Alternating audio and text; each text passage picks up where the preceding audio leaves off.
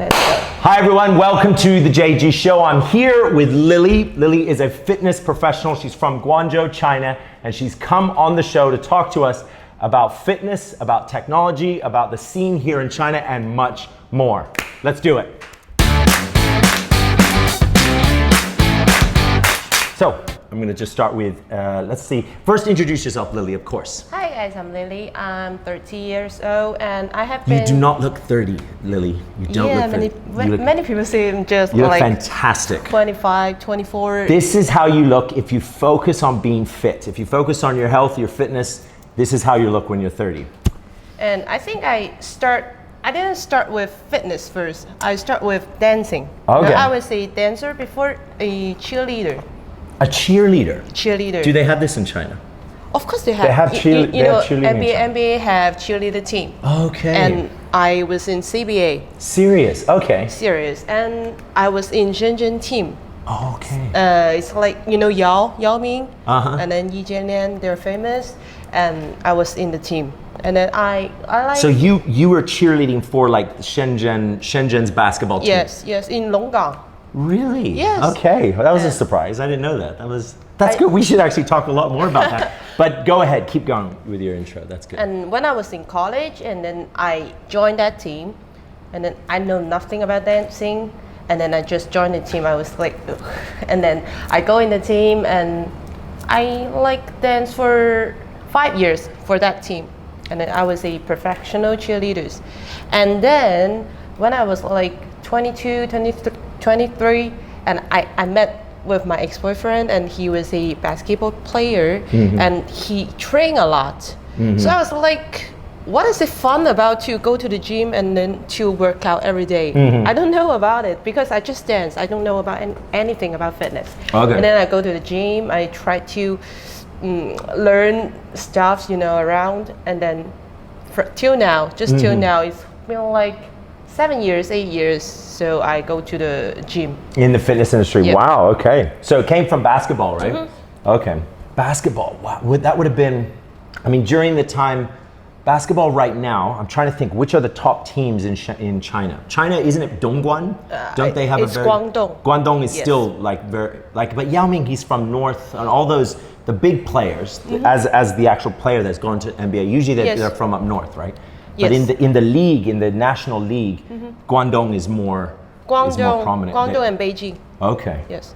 Wow. Yeah, the Shenzhen team. So you yourself, where exactly are you from? You're from Guangzhou, Guangzhou, right? yes. Guangzhou. All right. Yes. So you came to Shenzhen as a cheerleader for the Shenzhen team. Why Yes. not the Guangzhou team? Isn't there? Don't have Guangzhou team. Don't have a Guangzhou team. Just Dongguan team and Guangdong team.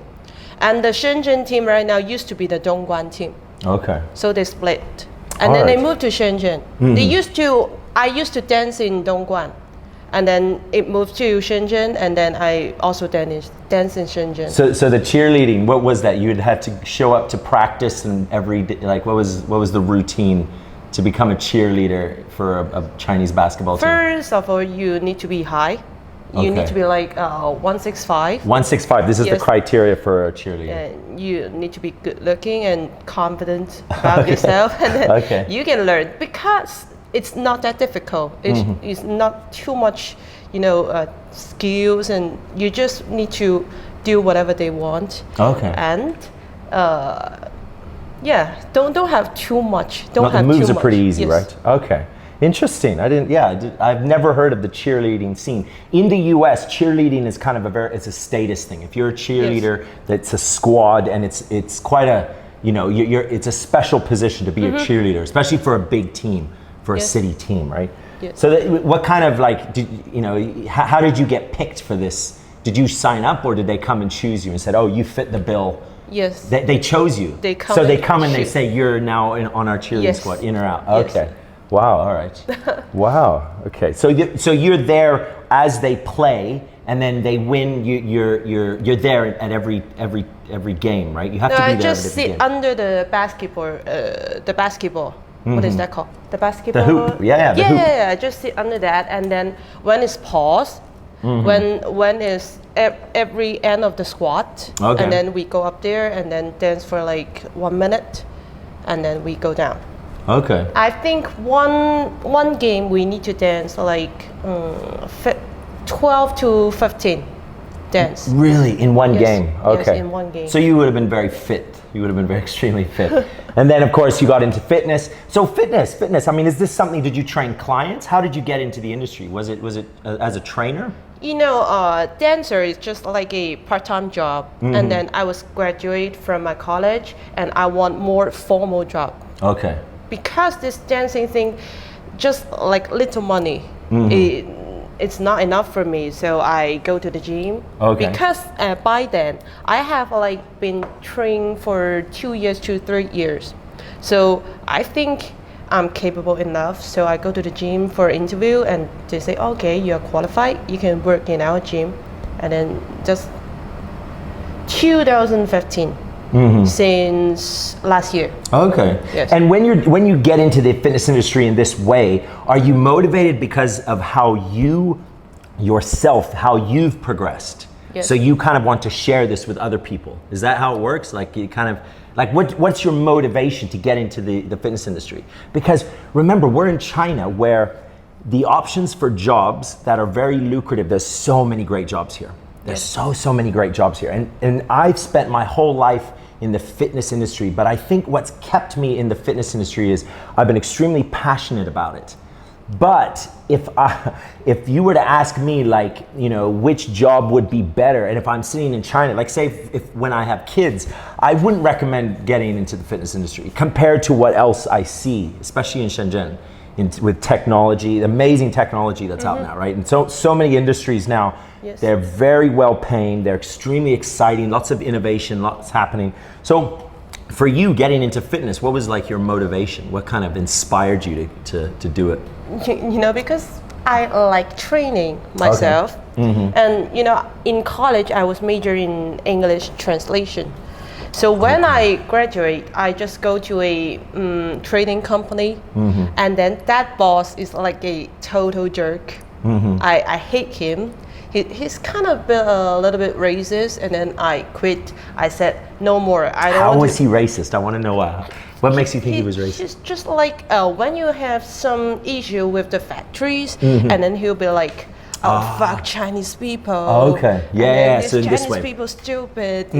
So, you know, I it feels hear so this a weird lot. to sit in the office and hear your boss say that. Yes, yeah, I see. it was I hear like that a weird. lot in Shenzhen, of course, with friends of mine Yes. that do manufacturing. Sometimes the whole process here, it's very easy for them to blame. Okay, it's it's China, it's And I the think Chinese workers. Actually, it's kind of stupid because you have Chinese people work for you and you work for Chinese people. So you should not do that. You should. You can keep it in your mind, but don't say it out loud. You have to be more often. diplomatic. Yes. Agreed. I agree. So tell me, what was it? What kicked you into the fitness industry? How And was then I it? was like, I don't want to sit in the office to work like for 10 hours every day. So I want I want a job that it can make more money and I don't need to sit all day. So I think maybe personal trainer. I heard that personal trainer have a very nice salary, and then I went and I tried. It was easy for you. I don't want to change anymore. It was easy, actually. Okay. Yeah, I mean, I remember when I was doing personal training. You do personal training? Yeah, before? this was a long time ago. So I remember, it's about hours. You work for this many hours, you get that much pay, right? Yes. It's a per hour deal, right? So as you build your clientele and your sort of personal trainer profile, you charge more per hour. Yes. You add more hours, therefore you make more money. Yes. But I remember, if I remember, my Mondays were 16-hour days. It was a 16-hour day nonstop because I'm a bit of a workaholic. I like to see how far I can go. But I would have like a protein bar. And the client would come in and they'd be running, I'd be eating the protein bar, and then I'd be okay, let's go. And then the next client would come in and I'd drink a shake. Like I had all of these supplements set up, so I didn't actually eat 16 food. clients? Yeah, 16. It was a 16-hour day. Monday was always 16 hours. Because Monday's the day where most people, they feel bad about the weekend. They're like, oh, I drank and I went to my friend's barbecue and oh, it was my kid's birthday and I ate the cake. So they're like, Monday, come on, John, I need to train. So Monday was always, nobody would ever quit on Monday because that's how they would justify their naughty weekend, Yes. right? But I think I remember the last clients that I trained, because I pushed myself into the golf fitness area. This is where I focused on. I remember charging like 1,000 renminbi for half an hour, and I would still have people book me out, and I was trying to raise my prices and do less work, but make the same amount of money. But still, the demand was there, so I got really burnt out, so I quit. Yes. But it's true, you can make a lot, but you got to work hard, right? Yes. You got to really hustle. So can you tell me a story? Give me like a story of your best client and your worst client. Best client and worst client. Someone that you remember that you were like, I hated that guy, but yeah, I still have to train him. And then another one was like, oh, this client was amazing. I hated one guy. He's fat. I think he is still fat now. Okay. And then he was a business guy. You know, Chinese business guys they went drinking every fucking night. Okay. And then they came next day and talked to you. Okay, last night I went drink, how many bottles, and then after 3 months he still blames you. Why didn't I lose any fat? I was like, yeah, that's funny. This is crazy. You cannot lose fat if you go to drink every night. Yeah, that's. So I hate that guy. Yeah. So you would just drink every night in KTVs and stuff, and then. Yes, and eat, every night noodles and rice. That's rough. Yeah. I remember I had a client who told me, said, John, listen, if I lose weight, I'll pay you. Like, let's do an incentive kind of a thing, right? So if I lose this much weight, I'll pay you this much. If I lose this much, I'll pay you this much. And the amounts he was saying were very high. But I was like, no, it doesn't work like that. Like like I still have to give my time. Yes. Right? Imagine if you go to Starbucks and you drink the coffee and you say, if this coffee wakes me up, I'll pay you. It doesn't work like that. They're like, no, you pay for the service, you pay for the product, and whatever happens, that's your business, right? So what he means was that if he didn't lose any weight, he didn't pay me. Yeah, he was like, it was your fault. It was same as your guy, right? So I remember that. I was like, no, sorry if it doesn't. But it was him, because I think the business that he was in was a lot of sales. So he had a lot of, like a large sales team that was commission driven. Yes. So it was like, yeah, the more you sell, the more you earn. So he kind of applied this thinking to me. And I was like, just sorry, it doesn't, I don't know any trainer who would do that now. Maybe there are, but I don't think you have to watch them everywhere they go. They're like, you don't eat this. I think every trainer is like, put the money here. Yeah. But once the money's paid, then that hour, okay, you're starting now. Once the hour's done, okay, bye, get out of my life. Nobody would do that. So who's your best client? I need to hear a best client. I remember one girl. She's quite young. It's like 17 years old. Okay. And then she hired a personal trainer, but she didn't ask for the parents to pay.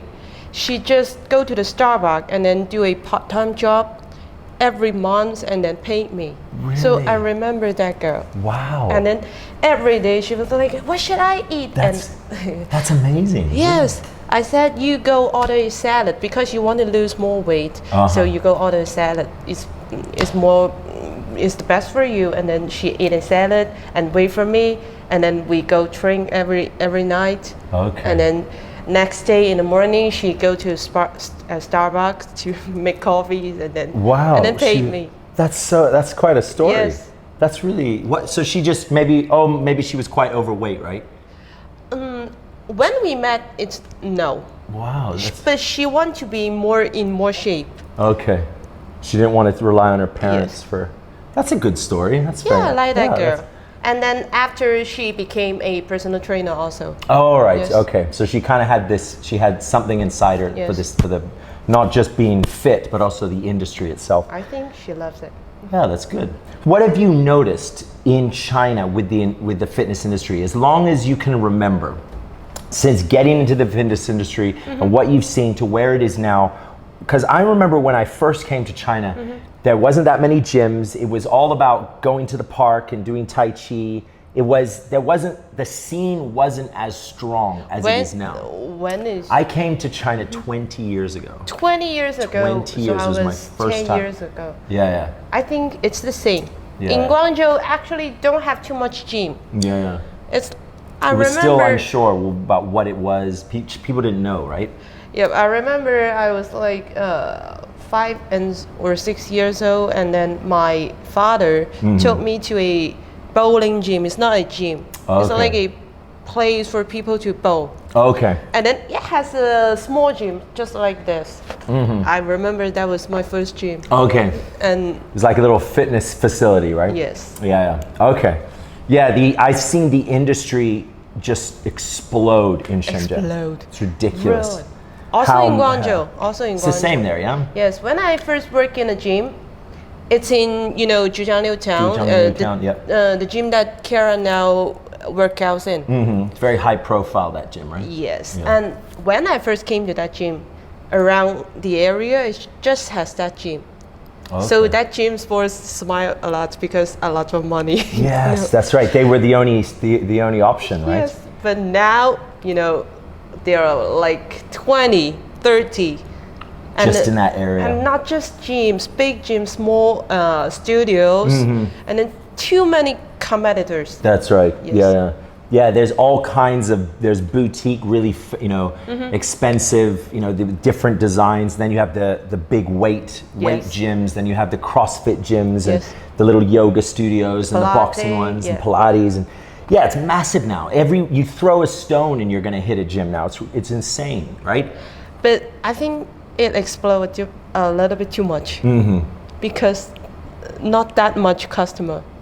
But everybody want this piece of cake. And so now too many gyms, especially 2020, because this virus situation, so many gyms went down.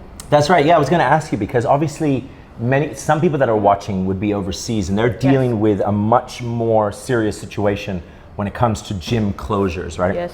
Whereas China, especially Shenzhen, there's been quite a bounce back, right? They contained the virus, it's all gone well, and now we're in the process of things opening up. Yes. So there was maybe a period of about 6 months where a gym, it was their make or break. If they could pass that 6 months, Yes. then post-COVID, they would be open, they would still be with us today. Yes. And we've seen some have gone, some are still with us, right? But what do you think? How's it in Guangzhou? Are most of the gyms I think okay? it's the same. It's okay? Most of the gym is okay, but some really went down because the rent is too high. Yeah. Okay, because I know a lot of gyms overseas, it's going to be the same situation. Yes. Because gym business, the way the revenue works, it doesn't have a lot of sitting cash, right? I think it's 2 months. Yeah, 3 months. 2-3 months, and Yes. then that's it, right? Yes. That's kind of all they have sitting in the bank for a rainy day. But yeah, what about with personal training? Just this aspect of the fitness industry in China. What have you seen in the years that you've been in the industry? How has it changed? Like, I know when, like personal training, not only was it unheard of when I first came here, but the rates were very low. It was very low. Like you would charge, it was like 100 RMB maybe, 120. Really? Yeah. Very, quite reasonable rates. Very, very low rates. Now the rates are, I would say Shenzhen. 500? Yeah, Shenzhen, it's about 450 is Yes. your base rate. That's like your 450. So I don't know, when I start this, it's 500 500 was the already, normal. like 5 years ago. Wow. Yeah. Really? So these boutique gyms, they're charging more and more and more. Does that mean they're charging less They're because charging too less? many competitors now. Okay.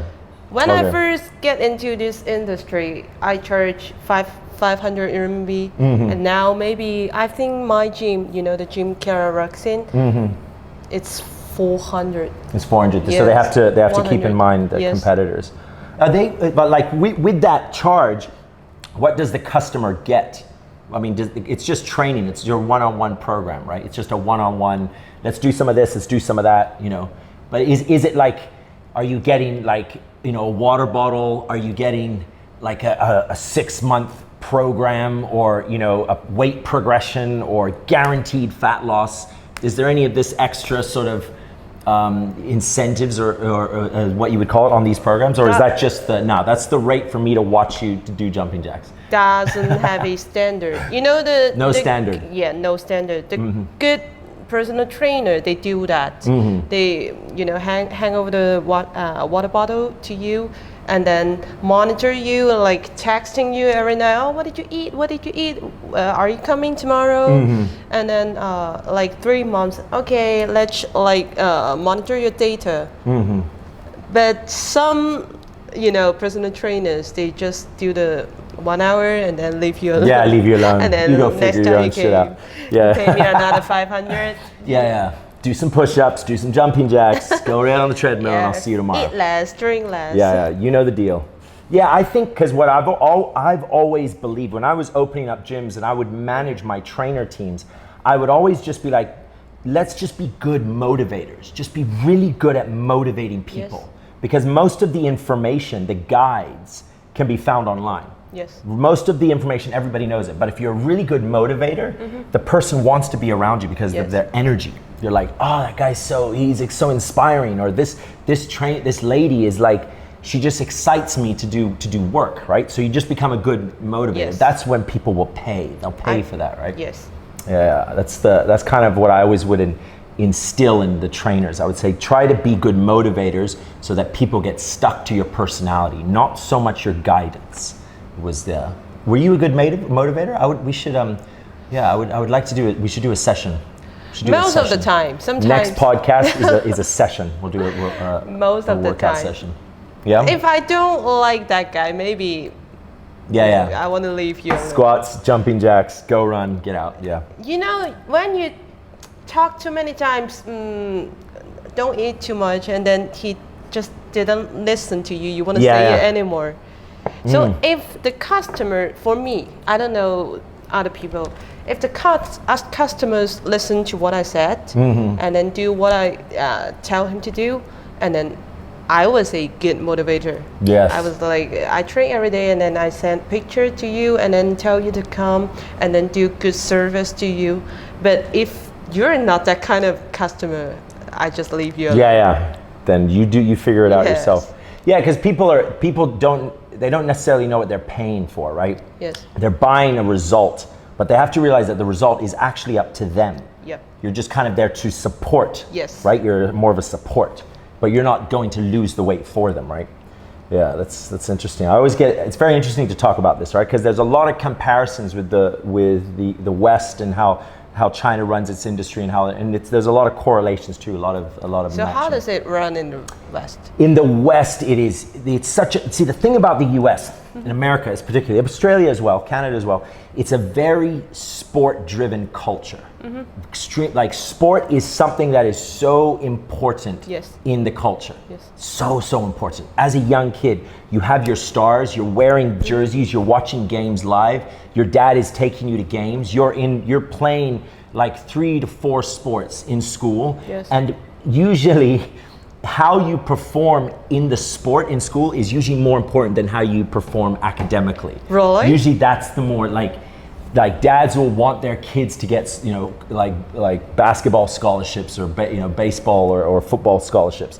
Being an athlete is such a coveted thing. Everyone wants to be a sports star. Especially if you have just a little bit of skill.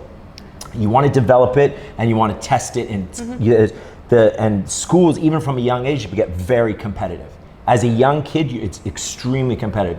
You got to hit that ball. You got to beat Jerry. Yes. Right? That's kind of it stems from there. That's why the gym, still population-wise, there's less people that go to gym than there are people that don't go to gym, right? But when you go to the gym in the US, it's packed, and people are running 5 a.m.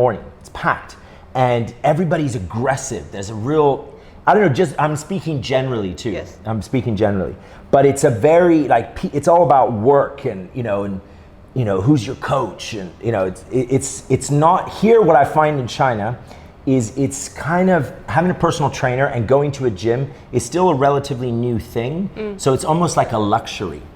Because Chinese physically are actually they're not that unhealthy. Chinese they're slim. They're usually quite Yes. active. They're not so sedentary. They don't sit down a lot, right? So if they're not exactly overweight, it's not really a Chinese thing, right? Whereas in the U.S., because of junk food and all, people are very unhealthy, right? But it's interesting, that contrast, right? It's very healthy here. People are quite healthy, right? I wouldn't say China as a culture is unhealthy. I think it's extremely healthy. I think so it's healthy. The gym is kind of like a luxury. It's like an add-on, right? Whereas in the U.S., it's the culture. There's certain aspects of it. Trying to be politically correct here. It's not very healthy. But then the sport and fitness scene is extremely competitive and aggressive. Very, very aggressive. That's kind of how I see, the differences. It's different Yeah. in China. Yeah.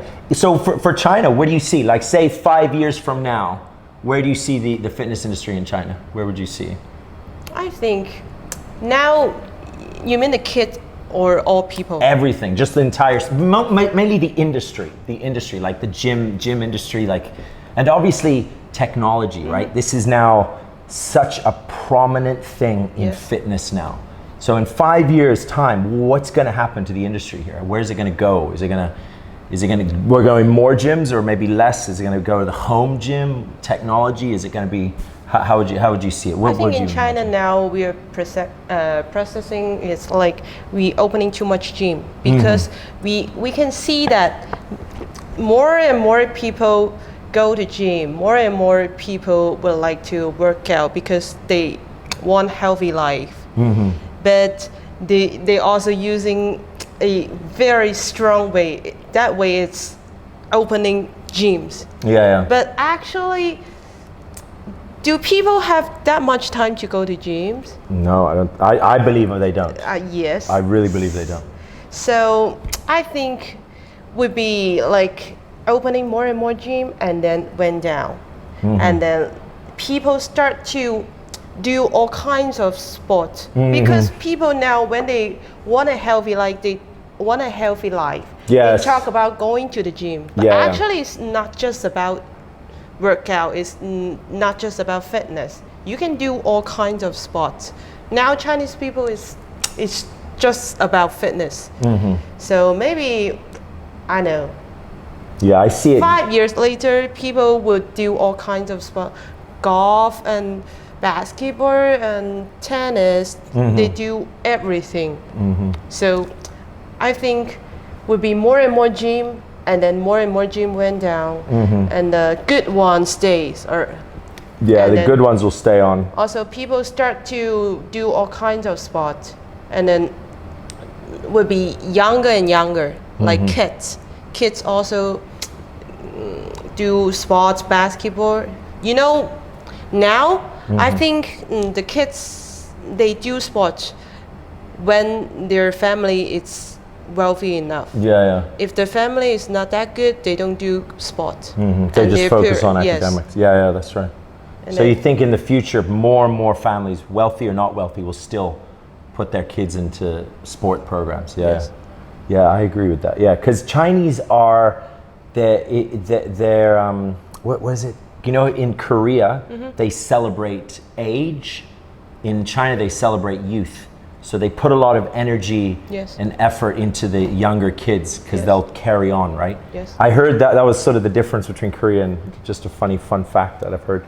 But yeah, it's true. A lot of emphasis is put on the kids and developing kids physically, right? And now you've got, Yao Ming, he was probably the biggest sports star. You've got, who's the jumper? What's his name? Jumper. The guy who jumps, what was his name? Zhang Guowei. Yes, this guy. Yeah, He's cute. Yeah. He's so funny. He was a huge hit globally, right? Yes. Then the tennis player Li Na.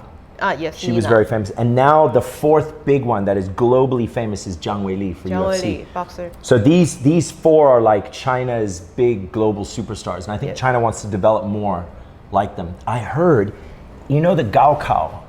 Is that right? The high school test. Yes. That now you have to achieve a certain score on your physical ability, like your like physicals, in order to pass your Gaokao. Is that right? Maybe. I heard something like I this. didn't hear too much, but Actually, the difficulty is getting more and more hard. When I was in my Gaokao, you want to pass that test, it's actually very simple. You just need to run like, I think it's 800 meters. Oh, okay. And then you jump. It's not that difficult. Like every people can pass that. Okay. But now I heard some parents, because when I was a personal trainer, I have some customers, their parents. So they talk about sending their children to the gym. I asked them why. They say that now the Gaokao, the tax is so difficult. So their kids might be not passing. So they need to send their kids to get more and more strong. Yes, that's where gyms might have an avenue for new revenue. Is training kids for this high school test. Actually, it's already happening. Yes. Okay. I think that's an effort that the government's making to make everyone healthy. Not only to make everyone healthy, but also to perhaps develop China's next big sports stars. Right. Yeah. Yes. Do you know Zheng Weili then? Yeah. I know Zheng Weili. I have something in my office, a signed for Zheng Weili. I'll give you that. That's a good present. I think that's as a thank you for joining the podcast. So I've only got 5 minutes left on the clock. Thanks so much. So technology and fitness in China, this is gonna be big, you think, in the future? Yes. So you know about this, the mirror, the Fire Now mirror, right? Yes. This AI technology. How do you feel about that? Having a personal trainer, like if I could have Lili in my house training me through this AI mirror, like what would you think of that? Is this going to be like not only another trend, but this will be now like the base, everything will come from this, right? I think it would be perfect, because I know a lot of people, my friends, they don't like to go to the gym. They just like to stay home if they have time. You know, when their personal trainers to send them text and then, you should come to the gym because it has been a long time. They was actually, they feels a little bit hated when they came. It feels like a mission to them to walk out to their home and then to go to the gym. If there is something that they can just do in their home, I think they love it. Really. That's it. That's what Fire Now is trying to do, is bringing, like my IP is in that mirror. So I'll tell all the clients that I've ever had in all my years of training and opening gyms, I'll say, if you have this mirror, I've got all my programs in there, all my classes, and you can train with me at home, right? And that mirror, the program, it's different. Well, I don't do yoga, I don't do Tai Chi, I don't do dance. My kind of specialty is boxing fitness. So my programs primarily are boxing fitness. Just like have different sections? Yeah. So like there'll be a list of different trainers that you can choose from. Some will be even very famous trainers. Like in the future, Fire Now, we're hoping to have very famous, like maybe like Mike Tyson on there, or maybe Kobe Bryant's basketball coach on there. May he rest in peace, right? But yeah, like we want to have real, very, very famous fitness personalities on there that you can choose, and you can buy their subscription, right? That's kind of that's the future. So if I buy that mirror, how many years can I use? I think as a subscription model, it's like a TV. You can use it. It's just buying subscription. So as new content's created, it's uploaded into the cloud, and then it goes onto your mirror. No, what a minute. So I'm a freshman in this. I buy this mirror, and then I learn. And after like half year, I might get bored. So if you get bored, that's the fault of the content. So because if the last 3 weeks, I've shot 10 hours of content. That's just me. So probably when we launch the product, we'll have over 200 hours of content. So 200 hours of content, that should last quite a long time. And that's that's the preload, right? Yes. So then after that, more content will come. So I don't think that's what I'm talking about. But what you'll get bored of is the interface. You're like, I want to try something new. I want to go meet a trainer. I want to have face-to-face contact. I want to be able to touch. Yes. Yeah. And that we don't know. The content, we have to make the content good enough and inspiring, motivating enough that, yeah, you stay with it. You're not like, oh, I'm bored of this silly TV. This is ridiculous. I'm out. Right? Yeah. But anyway, we'll see how it goes. Thanks everybody for watching. Thank you, Lily, for joining. No It was worries. fantastic. All right, we are leaving. We'll see you guys next time.